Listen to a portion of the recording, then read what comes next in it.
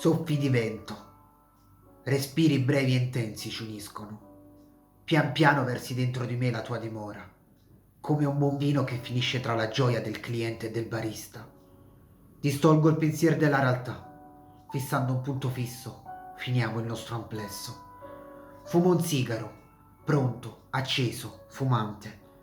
Lo vedo sgretolarsi e divenire cenere, come vedo il giorno cadere tra le tenebre.